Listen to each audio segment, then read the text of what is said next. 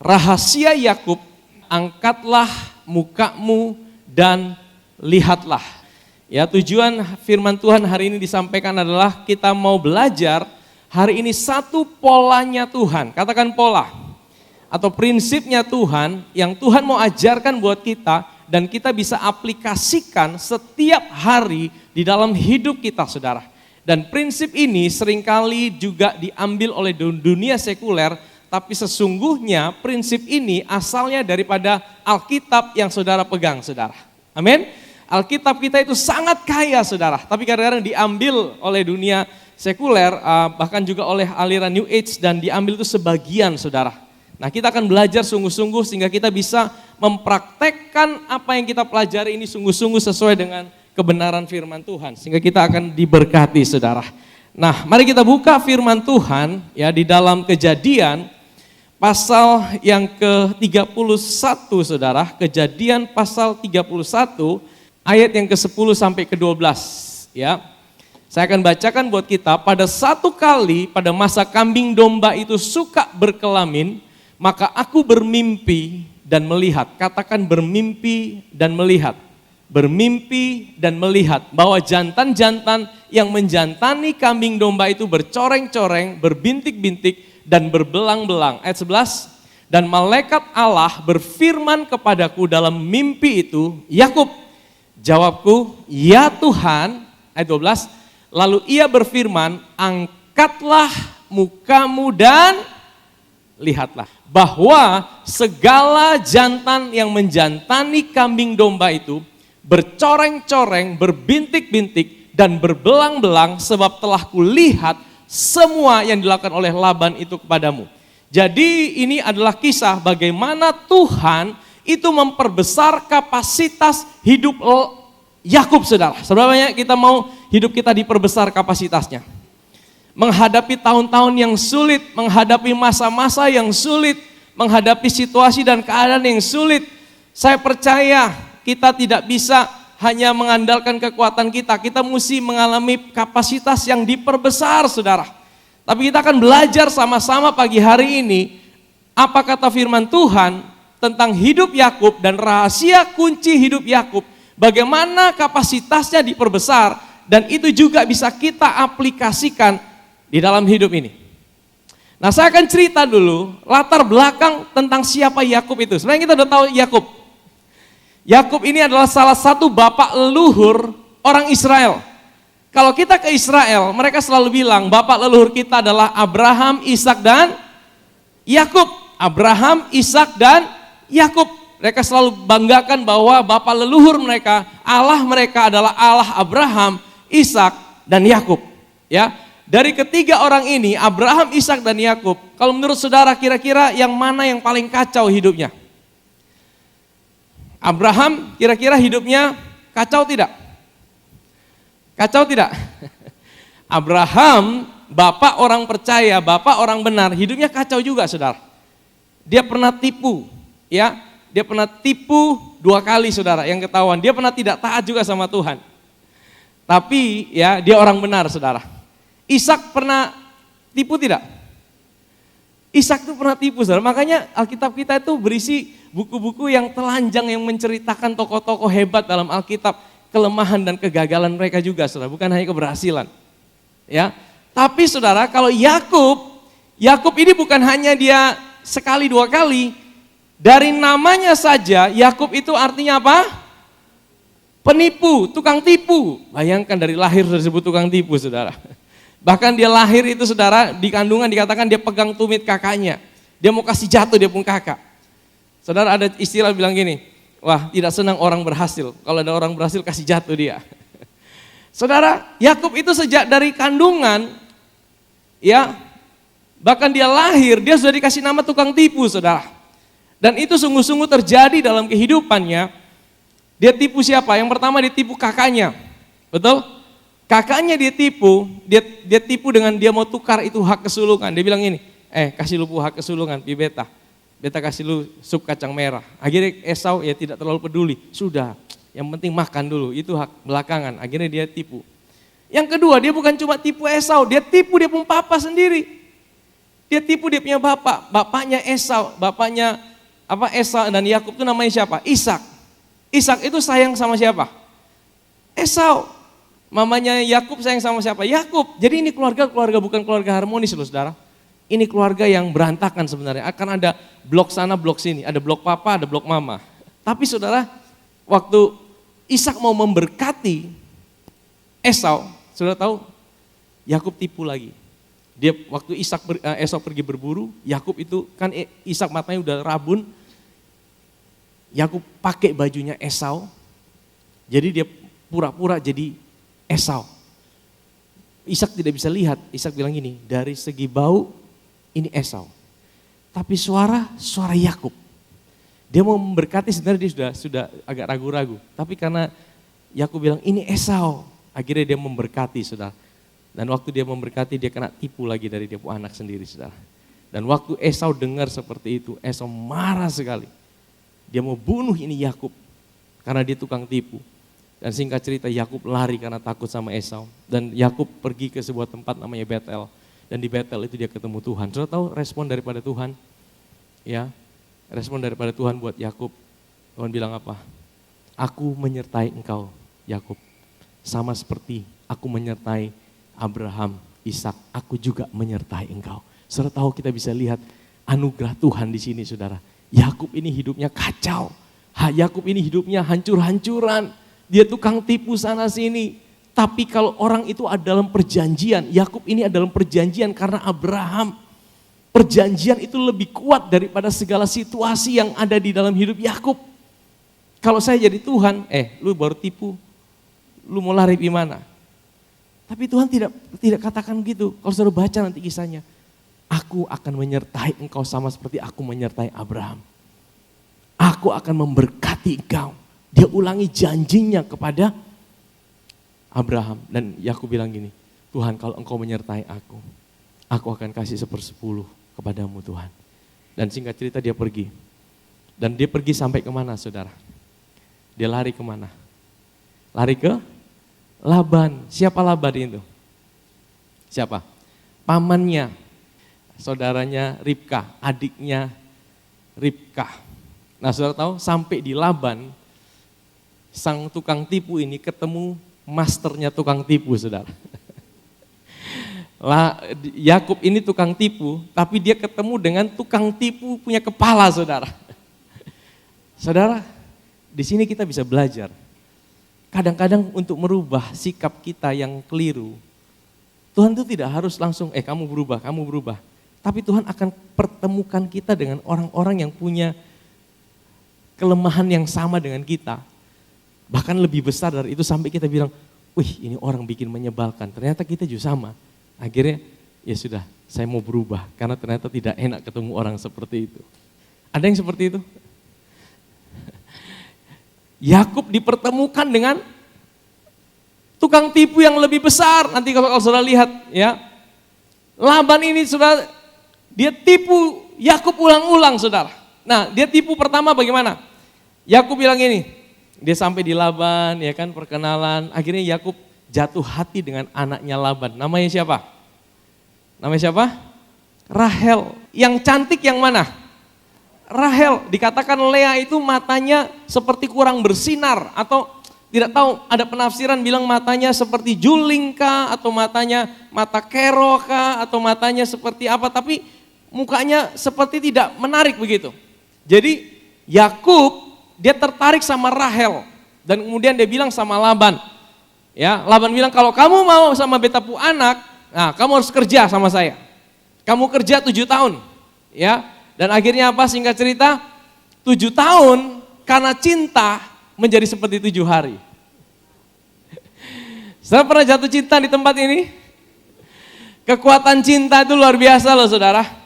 Kalau saudara lagi dikuasai cinta, pekerjaan berat jadi ringan, betul? Betul tidak? Kalau saudara lagi dikuasai cinta, pekerjaan berat jadi ringan. Tapi kalau saudara lagi dikuasai stres, pekerjaan kecil jadi berat. Betul atau betul? Makanya pastikan selalu hati saudara dan saya harus selalu dipenuhi dengan cinta. Mungkin bukan cinta dari manusia, tapi cinta dari Tuhan kita harus selalu sadari. Sekalipun keadaan kita buruk seperti apapun, sekalipun keadaan kita, situasi kita tidak menentu seperti apapun, selalu sadari bahwa engkau dicintai Tuhan, engkau dikasihi Tuhan, engkau diterima oleh Tuhan. Kalau engkau menyadarkan dirimu seperti itu, ada satu kekuatan yang buat hidupmu membuat engkau bisa tetap berjalan, sekalipun di tengah-tengah situasi yang sulit. Dan ini dibuktikan oleh Yakub. 7 tahun menjadi seperti 7 hari. Itu bukan saya yang bilang loh saudara, itu ada di firman Tuhan. Dia kerja 7 tahun itu seperti tidak ada artinya. Dan singkat cerita terjadilah pesta pernikahan itu. Ya mereka bikin pesta rame dan adat itu pada waktu itu kalau mau pesta wanita harus pakai cadar. Ya kan? Wah mereka sampai minum-minum mungkin, sampai mungkin sudah mabuk-mabuk ya kan. Dan tibalah semua pesta selesai, akhirnya pengantin berdua masuk ke rumah. Ya kan? Dan pada waktu itu kan belum ada lampu saudara. Jadi gelap-gelap dan singkat cerita, waktu pagi hari, matahari bersinar. Saya bisa gambarkan tiba-tiba terjadi teriakan di dalam rumah itu. Siapa yang berteriak? Yakub saudara, kalau Lea kan sudah pasti ini Yakub. Kan Yakub tidak pakai cadar, kan Lea pakai cadar. Makanya kalau pernikahan ya, Pak Peter, pastikan cadarnya harus dibuka. Supaya bisa lihat, jangan tertukar ya. Kalau tertukar bahaya saudara. Nah saudara, pagi itu saudara Yakub teriak, saya bayangkan dia teriak, aduh ini siapa ini? Ini bukan yang beta mau. Akhirnya dia datang ke Laban, kenapa kau tipu saya? Laban bilang gini, saya tidak tipu, cuma kita punya adat ini di sini, adatnya atau adat bahwa yang lebih muda tidak bisa lebih mendahului yang lebih tua harus nikah duluan. Jadi kakak harus nikah duluan baru adik. Nanti kalau kamu mau ya sudah, kamu kerja lagi 7 tahun sama saya. Jadi saudara bayangkan untuk dapatkan Rahel, dia harus kerja 14 tahun. Tapi sekali lagi karena cinta, semua yang berat itu jadi ringan. Amin saudara. Tapi hanya untuk dapatkan Rahel, dia harus kerja. Jadi dia ini ditipu sama Laban. Jadi saya bayangkan, Yakub ini merasa, ternyata ditipu tidak enak ya. Dia tukang tipu, dia ditipu. Dari situlah mungkin dia bisa berubah. Ternyata ditipu tidak enak. Nah sudah, akhirnya dia kerja 14 tahun. Dan waktu dia kerja lagi saudara, akhirnya singkat cerita, Rahel dan Lea itu menjadi istri daripada Yakub. Dalam perjalanan karena Lea tidak disayang sama Yakub, Tuhan itu melihat Lea dan kandungan Lea dibuka. Makanya saudara kalau mau punya anak, kandungan itu adalah anugerah Tuhan. Buah kandungan itu anugerah Tuhan saudara. Ya, tadi pagi ada yang minta doa supaya dibuka kandungannya bisa punya anak. Saya bilang kita datang sama Tuhan, kita sepakat karena kandungan itu adalah anugerah Tuhan. Tuhan membuka kandungan Lea dan singkat cerita apa? Lea punya anak 1, 2. Dan kemudian Rahel iri. Rahel bilang, Yakub, itu Lea punya anak banyak, beta kosen punya anak. Karena bagi custom budaya pada waktu itu kalau tidak punya anak itu dianggap aib. Wah jadi akhirnya Rahel bilang gini, sudah beta punya asisten ini. Beta punya asisten ini lu ambil, sudah lu tidur dan dia jadikan dia istri juga, gundik. Akhirnya singkat cerita asistennya Rahel itu punya anak. Wah Rahel senang. Lea lihat begitu, lu kasih asisten, beta juga kasih asisten. Asisten juga sudah. Akhirnya apa? Dikasih asistennya Lea. Akhirnya singkat cerita dari 4 orang dan akhirnya saudara Tuhan mendengar Rahel juga. Rahel dikasih 2 anak. Namanya Yusuf dan Benyamin. Itu pun terakhir. Ya, tapi dikasih dulu Lea, kemudian Silpa, Bilha itu jadi mereka punya anak dan akhirnya Yakub punya anak berapa? 12 orang. Itu yang melahirkan suku bangsa Israel sampai hari ini, saudara. Di tengah kekacauan dalam rumah tangga itu, saudara. Itu keluarga yang betul-betul kacau, saudara. Kalau saudara tinggal di rumah tangga itu, waduh itu rumah tangga betul-betul kacau, saudara. Tapi di tengah-tengah keluarga seperti itu, di situ anugerah Tuhan nyata loh, saudara. Jadi kalau hari ini rumah tangga saudara masih ada kekacauan, jangan pernah putus pengharapan. Anugerah Tuhan tidak pernah berhenti untuk datang dalam setiap rumah tangga saudara. Amin. Ya, jangan pernah menyerah. Tuhan tidak mungkin beta pun keluarga dipulihkan, tidak mungkin keluarga saya dipulihkan. Tidak saudara, apa yang tertulis dalam Alkitab itu sebagai gambaran betapa besar anugerah Tuhan, bahkan di tengah-tengah keluarga yang kacau seperti itu. Tapi keluarga itu adalah keluarga yang memegang perjanjian dengan Tuhan. Makanya covenant itu nilainya jauh lebih tinggi daripada sekedar kontrak. Kontrak itu bisa berakhir, covenant tidak bisa berakhir sampai ada yang mati. Ya, makanya kita adalah disebut orang-orang yang pegang perjanjian. Karena kita ditebus dengan darah Yesus. Amin saudara. Ya, nah singkat cerita saudara. Yakub dia kerja, tapi dia tidak ada hasil. Sampai satu titik dia bilang gini, wah ini kayaknya beta kalau kerja begini terus beta soalnya ada hasil ini. Akhirnya dia mau kerja sendiri, dia mau usaha sendiri. Tapi kan usaha butuh modal, betul? Butuh modal. Nah bagaimana dia bisa dapat modal? Dia datang sama Laban. Laban berkata kepadanya, sekiranya aku mendapat kasihmu. Jadi Laban bilang, janganlah, kamu jangan keluarlah, kamu tetap di sini. Telah nyata kepadaku bahwa Tuhan itu memberkati aku karena engkau Yakub. Jadi ini Laban ini bukan orang yang kenal Tuhan loh saudara. Laban ini adalah bukan orang yang kenal Yahweh. Ya, Laban ini orang yang menyembah berhala, dia punya jimat-jimat di rumahnya, dia pakai kuasa gelap. Tapi dia bisa lihat yang membuat dia dan keluarganya diberkati adalah Yakub. Makanya saudara, ini juga penting buat kita. Kita adalah juga orang-orang yang memegang perjanjian, kita adalah orang-orang yang diberkati sama seperti Abraham diberkati. Sehingga apa? Kita harus percaya dimanapun kita berada, kita akan menjadi berkat. Kalau saudara bekerja di satu perusahaan, perusahaan itu akan diberkati. Amin. Karena saudara tahu siapa diri saudara. Ya. Ketika saudara masuk ke satu tempat yang tadinya sepi jadi ramai. Karena apa? Karena saudara adalah orang yang diberkati. Laban tahu, dia bilang sama Yakub, Yakub, jangan keluarlah. Karena beta ini diberkati karena lu. Beta diberkati sama Tuhan karena engkau. Ini orang yang tidak kenal Tuhan saudara. Dia bisa lihat penyertaan Tuhan. Ayat 28. Lagi katanya, tentukan upahmu yang harus kubayar. Aku akan berikan. Kamu mau minta gaji berapa? Ayat 29. Sahut Yakub kepadanya, engkau sendiri tahu bagaimana aku bekerja padamu dan bagaimana keadaan ternakmu dalam penjagaanku. Sebab harta milikmu tidak begitu banyak sebelum aku datang, tapi sekarang telah berkembang dengan sangat dan Tuhan telah memberkati engkau sejak aku berada di sini. Jadi, bilakah aku dapat bekerja sendiri untuk rumah tanggaku sendiri? Next, kata Laban, apa yang harus kuberikan kepadamu? Jawab Yakub, tidak usah kau berikan apa-apa kepadaku.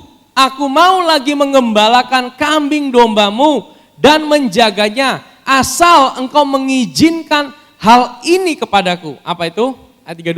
Hari ini aku akan lewat dari tengah-tengah segala kambing dombamu dan akan mengasingkan dari situ setiap binatang yang berbintik-bintik dan berbelang-belang. Katakan bintik-bintik dan belang-belang. Segala domba yang hitam dan segala kambing yang berbelang-belang dan berbintik-bintik itu adalah upahku. Jadi dia bilang gini, Laban, nanti aku akan lewat di domba-dombamu dan kambingmu. Nanti kalau ada yang bintik-bintik dan belang-belang, itu upahku. Tapi kalau yang polos-polos, hitam atau putih atau dia tidak ada bintik-bintik, itu punyamu Laban. Ya. Nah sehingga apa? Jelas. Kalau ada melahirkan lagi, ada yang bintik-bintik, nah itu beta punya. Tapi kalau ada yang melahirkan polos, nah itu paman Laban punya. Sepakat, deal seperti itu. Nah, jadi Laban mulai berpikir, ini orang penipu nih. Dan kejujuranku akan terbukti di kemudian hari apabila engkau datang memeriksa upahku atau domba-domba dan segala yang tidak berbintik atau berbelang-belang di antara kambing-kambing dan tidak hitam di antara domba-domba, anggaplah itu curi. Jadi Laban, nanti kalau nanti ada yang polos, hitam atau putih, ketemu di beta pun kandang, berarti itu beta curi, beta salah.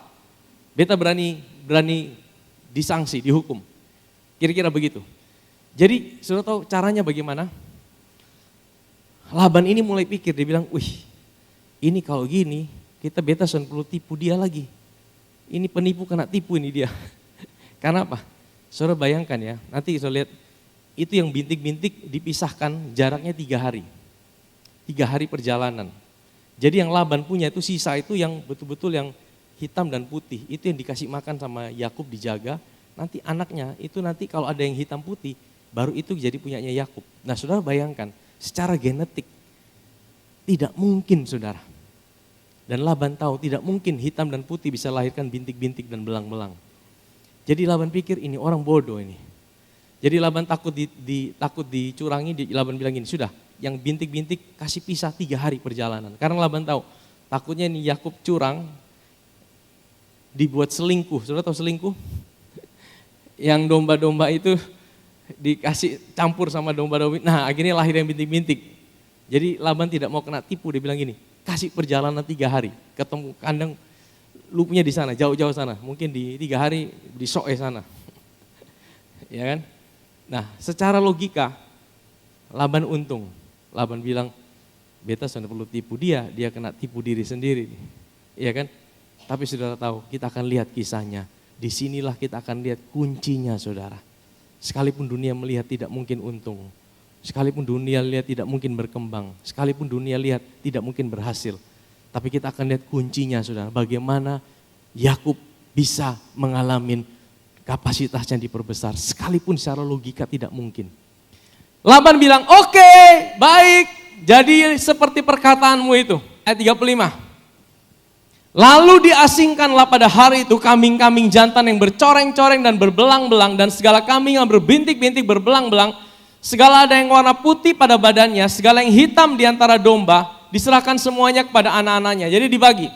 Yang bintik-bintik dan belang-belang itu punya Yakub. Yang hitam polos, putih polos itu punyanya Laban. Dan Yakub kerja di Laban, jaga punyanya Laban. Kalau ada yang anaknya yang hasilkan bintik-bintik baru itu dikasih Yakub. Tapi secara genetik tidak mungkin. Tidak bisa. Laban pikir pasti lahir, pasti ya polos semua. Soalnya mungkin papa mamanya polos lahir bisa belang-belang. Ya. Nah, mari kita baca terus saudara. Ayat 37. Kemudian Laban menentukan jarak 3 hari perjalanan.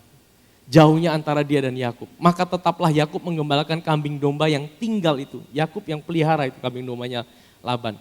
Nah perhatikan ya. Lalu Yakub mengambil apa? Dahan hijau.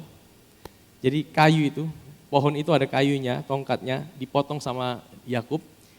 Kemudian apa? Dikupasnya lah dahan-dahan itu sehingga berbelang-belang. Sampai yang putihnya kelihatan.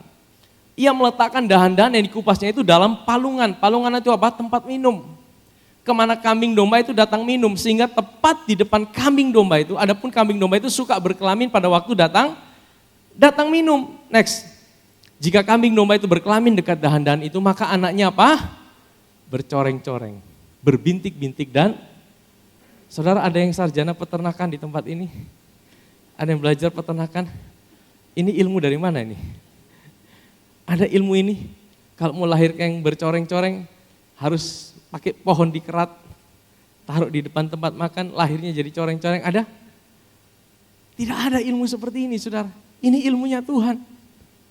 Makanya ilmunya Tuhan lebih tinggi dari ilmunya manusia saudara. Hikmat Tuhan lebih tinggi dari hikmat manusia. Kemudian Yakub memisahkan domba-domba itu, dihadapkan kepala-kepala kambing itu kepada yang bercoreng-coreng.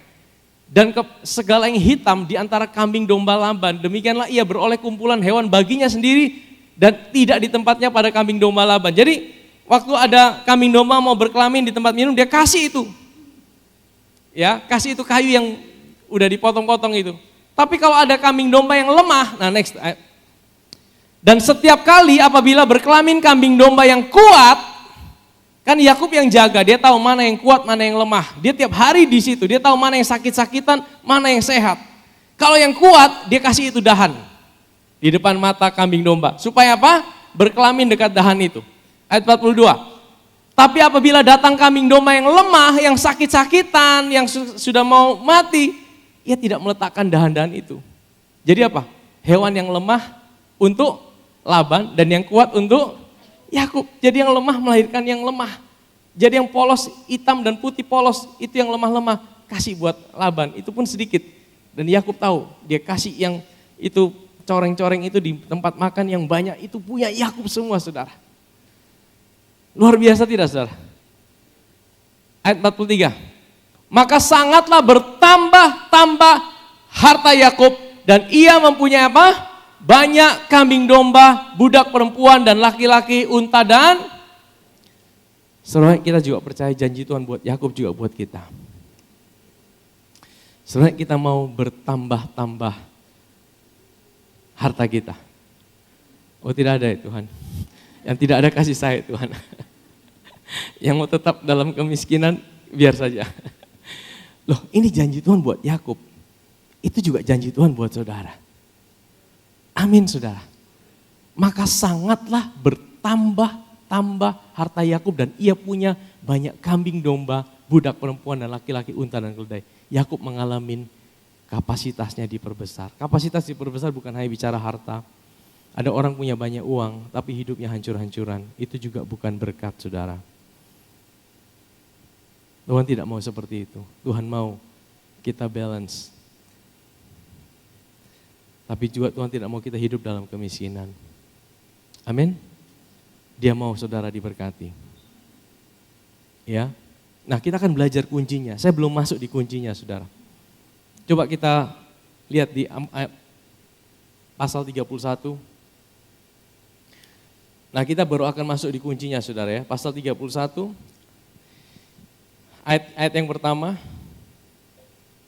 Kedengaranlah kepada Yakub, anak-anak Laban berkata demikian.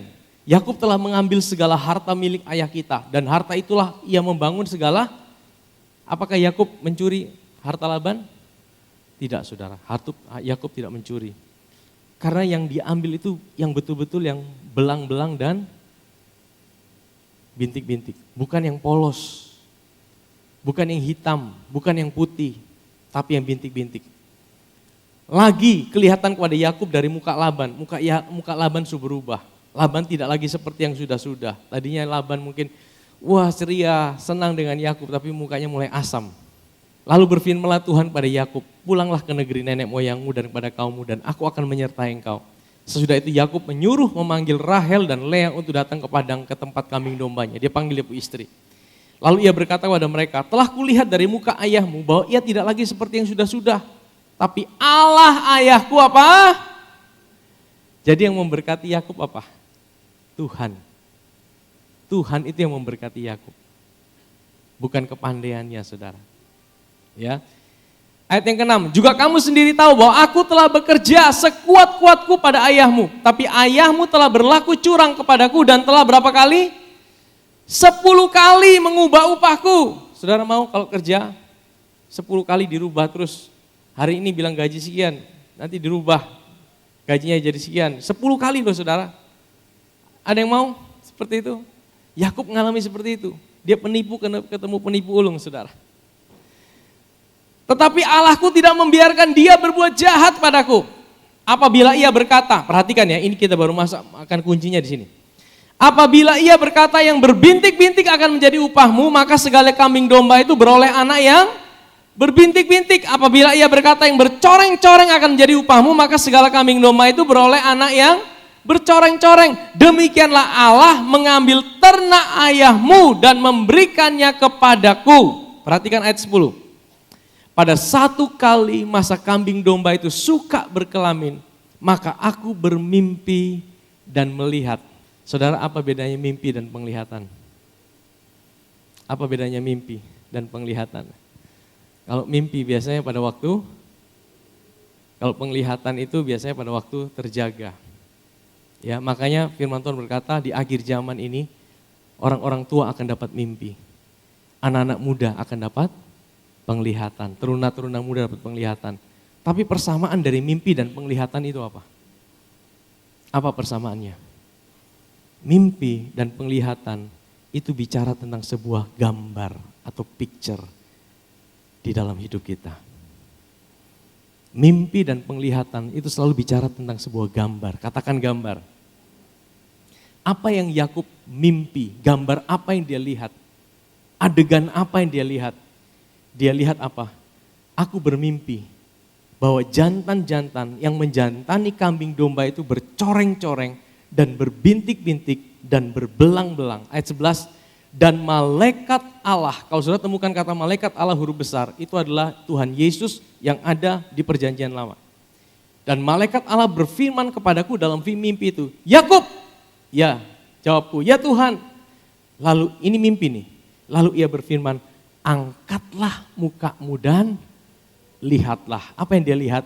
Bahwa segala jantan yang menjantani kambing domba itu bercoreng-coreng dan berbintik-bintik dan berbelang-belang.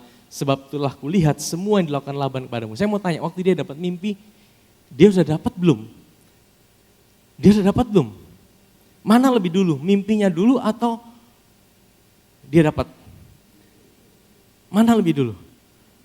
Mimpi dulu baru di dalam dunia nyata. Ini pola yang Tuhan mau dalam hidup kita. Sebelum engkau bisa lihat itu jadi kenyataan dalam hidupmu, engkau harus bisa memimpikan itu terlebih dahulu. Engkau harus bisa menggambarkan itu terlebih dahulu di dalam hidupmu. Kalau engkau bisa menggambarkan itu, maka engkau bisa melihat hasilnya secara nyata di dalam hidupmu. Amin saudara? Amin? Amin saudara? Amin?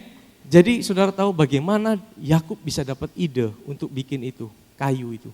Saudara tahu kata kayu itu dalam bahasa Inggrisnya rod, tongkat. Tongkat itu lambang daripada apa? Janji Tuhan buat kita hari ini.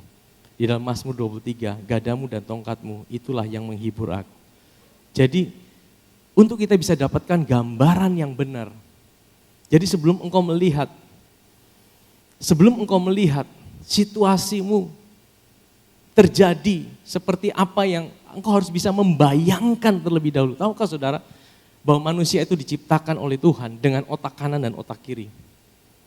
Otak kiri itu lebih ke arah logika, ya matematika 1 + 1 = 2. Otak kanan itu lebih ke arah seni, lebih ke arah abstrak. Biasanya bayi baru lahir itu lebih banyak pakai otak kanannya. Logisnya tidak jalan, tapi begitu dia mulai besar, mulai dewasa, logisnya mulai jalan, logikanya mulai jalan. Kadang-kadang apa yang kita gambarkan dalam pikiran kita itu seperti tidak logis. Ya memang betul. Semua tidak harus masuk akal saudara.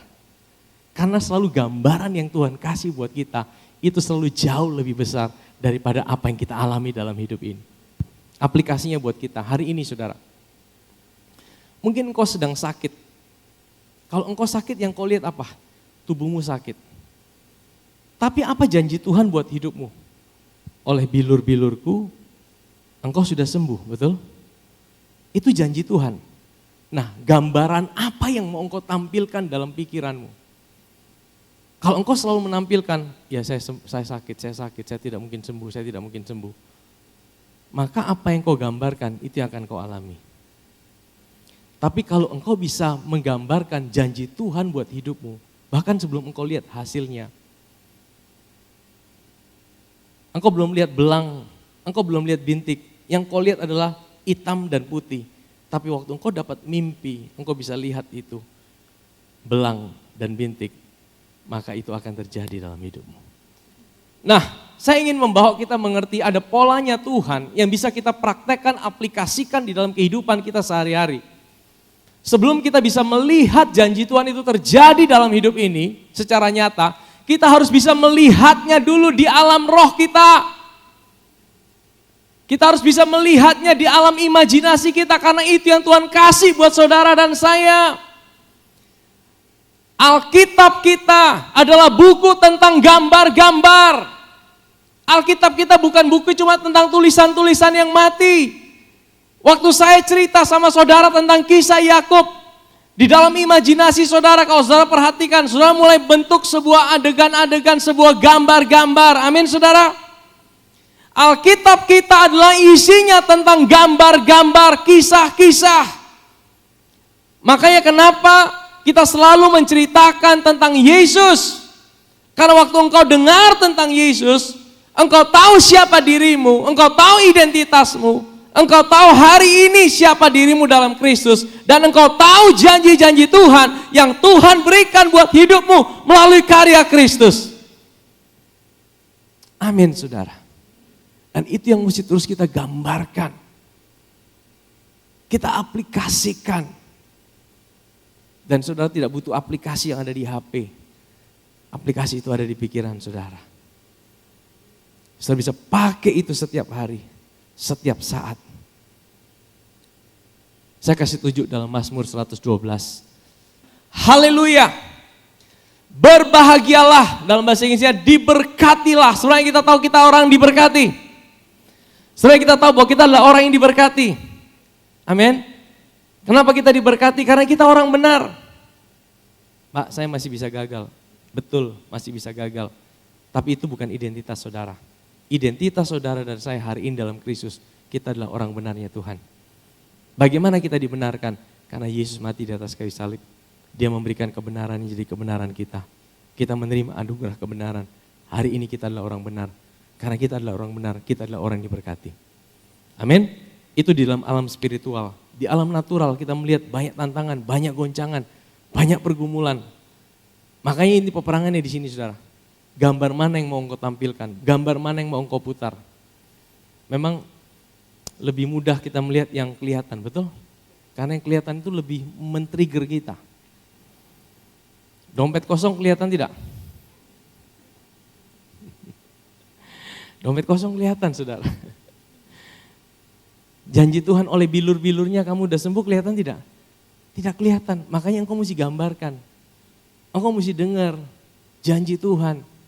Engkau mesti makan firman Tuhan yang bicara tentang karya Kristus, pribadi Yesus. Engkau dengar itu, engkau gambarkan itu. Sehingga apa yang kau masukkan itu mengalahkan apa yang kau lihat dengan matamu. Anak cucunya akan perkasa di bumi. Aduh pastor, anak cucu saya masih nakal-nakal. Aduh, anak cucu saya ini sepertinya tidak punya pengharapan. Mungkin itu realitanya. Tapi janji Tuhan bilang apa? Anak cucu orang benar akan perkasa di bumi. Mana yang saudara mau percaya? Realita atau janji Tuhan? Realita atau janji Tuhan?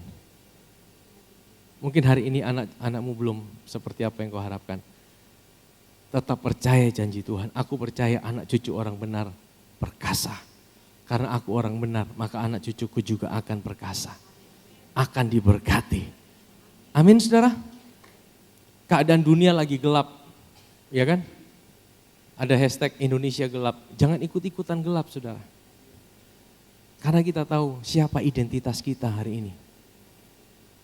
Kalau kita jadi ikut-ikutan gelap, artinya kita menggambarkan situasi di dalam pikiran kita, itu yang akan mempengaruhi hidup kita. Tapi gambarkan dalam imajinasi saudara, siapa diri saudara dalam Kristus. Iya dunia boleh gelap, Indonesia boleh gelap, tapi aku terang, aku punya identitas di dalam Kristus. Hidupku adalah anak kesayangan Bapa di sorga. Aku diberkati. Amin saudara. Ini gambaran Tuhan tentang hidup kita. Ya ayat 3. Harta dan kekayaan ada dalam, kebajikannya tetap untuk, ini kata Tuhan loh. Ini kata Tuhan, gambar Tuhan tentang hidup saudara. Bagaimana gambar saudara tentang diri saudara? Bagaimana mimpi saudara tentang diri saudara? Apa gambar saudara tentang diri saudara? Saya mau pastikan gini, gambar kita tentang diri kita tidak pernah lebih besar daripada gambar Tuhan tentang diri kita. Satu kali Petrus itu disuruh Tuhan, waktu dia semalaman mencari ikan, tidak dapat ikan, dia udah capek. Tuhan bilang ini, Petrus bertolak ke tempat yang dalam dan ambil jala-jalamu, bawa jalamu yang banyak, jangan satu. Petrus bilang ini, ya sudahlah Tuhan, kami udah semalam-malam mencari ikan tidak dapat, karena Kau yang suruh sudah, kita bawa satu jala saja. Dia cuma bawa satu jala. Jadi dia pikir, dia cuma bisa dapat satu jala, ataupun dia cuma ragu sama Tuhan. Tapi kapasitas yang Tuhan siapkan itu jauh lebih besar saudara. Makanya firman Tuhan bilang gini, Allahku akan memenuhi segala apa? Keperluanmu menurut keperluanmu atau menurut kekayaannya? Allahku akan memenuhi segala keperluanmu, bukan menurut keperluanmu, tapi menurut kekayaan dan kemuliaannya. Amin saudara, amin. Penyediaan Tuhan itu selalu jauh lebih besar daripada kebutuhan kita. Amin saudara, tapi peperangannya adalah bagaimana kita menjalani ini. Ingat, sebelum engkau bisa melihat itu di alam nyata, engkau harus bisa melihat itu dulu di dalam roh saudara. Ya, yang terakhir di dalam Kejadian pasal 11 ada satu kisah dan ia berfirman, mereka ini satu bangsa, satu bahasa untuk semuanya. Ini barulah permulaan usaha mereka. Mulai dari sekarang kata Tuhan, apapun juga yang mereka rencanakan, tidak ada yang tidak akan dapat. Kata apapun yang kamu rencanakan, kata rencanakan itu dalam bahasa aslinya adalah apapun yang bisa kamu imajinasikan. Bayangkan, di dalam kesatuan apapun yang diimajinasikan itu pasti terjadi. Ini untuk sesuatu yang jahat loh saudara. Apalagi kita hari ini adalah kita adalah orang-orang lahir baru. Kita adalah punya identitas dalam Kristus. Engkau adalah ciptaan yang baru. Kalau kita bisa bersatu, kita bisa punya imajinasi yang benar. Kita bisa punya dream yang benar, mimpi yang benar tentang janji Tuhan buat hidup kita. Tidak ada yang tidak akan terlaksana. Amin saudara. Bukan karena kita, tapi karena Yesus sudah membayar itu buat saudara dan saya.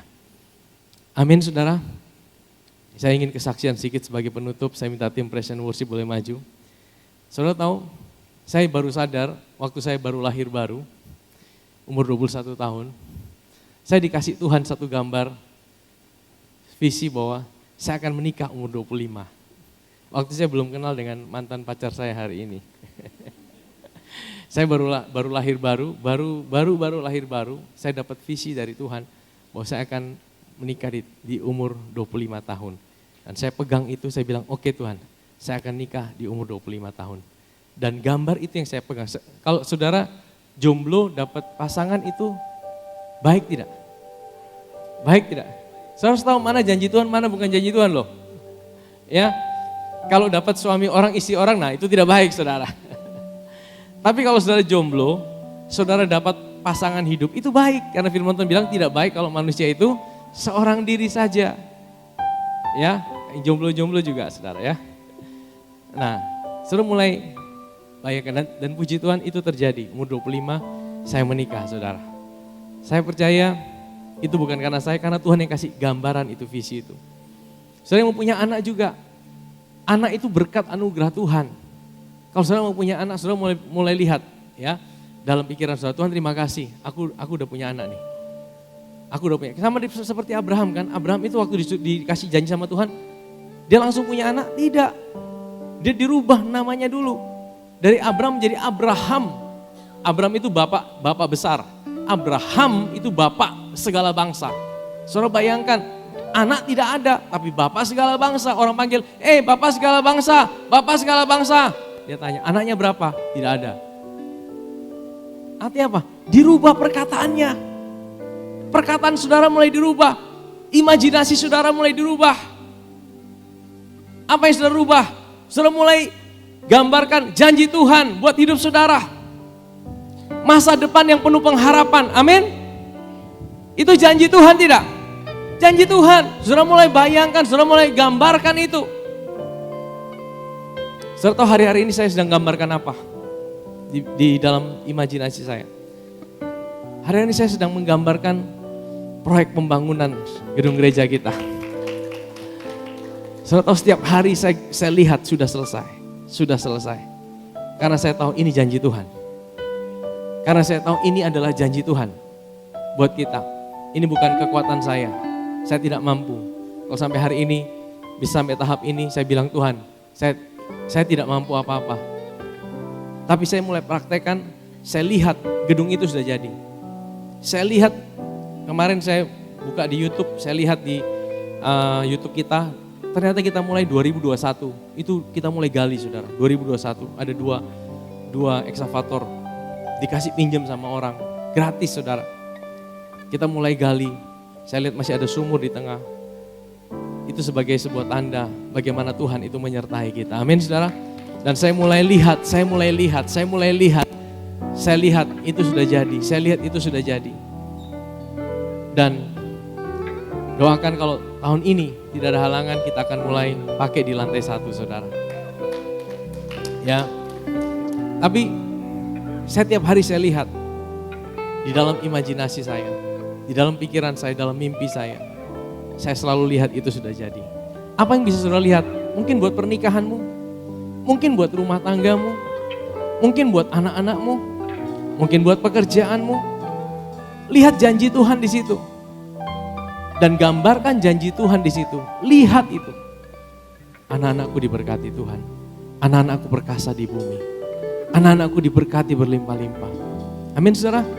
Perkatakan janji Tuhan buat rumah tanggamu. Mungkin hari ini rumah tanggamu masih ada kacau balau. Tidak apa-apa. Tapi engkau lihat itu. Gambarkan janji Tuhan. Mungkin hari ini engkau masih lihat hitam dan putih. Tapi Tuhan kasih bintik dan belang. Lihat bintik dan belang. Sekalipun itu hitam dan putih. Kalau engkau bisa lihat bintik dan belang, maka engkau akan alami itu di dalam hidupmu. Amin saudara.